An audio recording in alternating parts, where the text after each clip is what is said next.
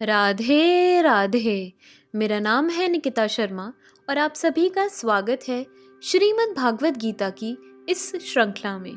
पिछले श्लोकों में हमने समझा कि किस प्रकार श्री कृष्ण अर्जुन से कहते हैं कि सर्वोच्च अविनाशी इकाई को ब्रह्म कहा जाता है, स्वयं को अध्यात्म कहा जाता है।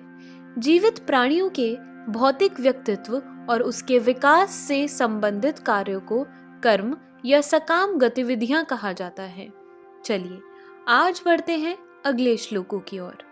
श्रीमद् भागवत गीता के 8वें अध्याय के 4थे श्लोक में कहा गया है, अधिभूतम शरो भावः पुरुषश्चाधिदेवतम अधियज्ञो अहमेवात्र देहे देहभृताम वरः। अर्थात हे देहधारियों में श्रेष्ठ, निरंतर परिवर्तनशील यह भौतिक प्रकृति अधिभूत यानी भौतिक अभिव्यक्ति कहलाती है।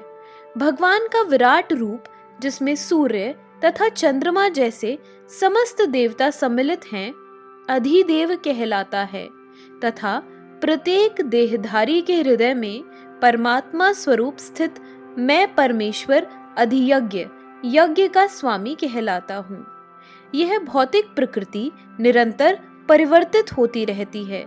सामान्यतः भौतिक शरीरों को 6 अवस्थाओं से निकलना होता है। वे उत्पन्न होते हैं, बढ़ते हैं, कुछ काल तक रहते हैं, कुछ गौण पदार्थ उत्पन्न करते हैं, क्षीण होते हैं और अंत में विलुप्त हो जाते हैं। यह भौतिक प्रकृति अधिभूत कहलाती है।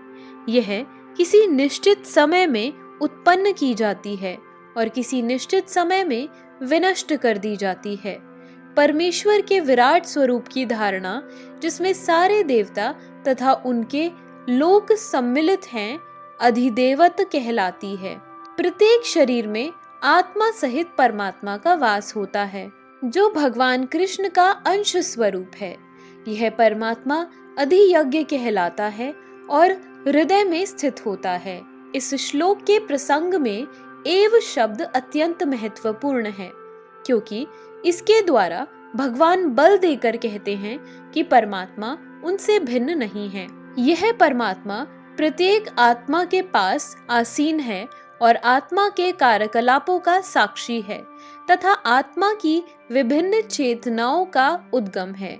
यह परमात्मा प्रत्येक आत्मा को मुक्त भाव से कार्य करने की छूट देता है और उसके कार्यों पर निगरानी रखता है। परमेश्वर के इन विविध स्वरूपों के सारे कार्य उस कृष्ण भावना भावित व्यक्ति को स्वतः स्पष्ट हो जाते हैं, जो भगवान की दिव्य सेवा में लगा रहता है।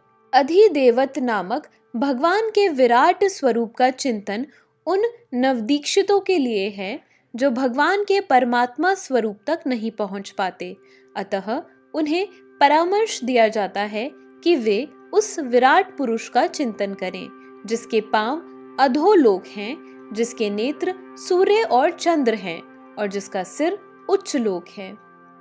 5वें श्लोक में कहा गया है, अंत काले च मामेव स्मरन् मुक्त्वा कलेवरम यह प्रयाति स मद्भावम याति नास्त्यत्र संशयः। अर्थात और जीवन के अंत में जो केवल मेरा स्मरण करते हुए शरीर का त्याग करता है, वह तुरंत मेरे स्वभाव को प्राप्त करता है। इसमें रंच मात्र भी संदेह नहीं है। इस श्लोक में कृष्ण भावनामृत की महत्ता दर्शित की गई है।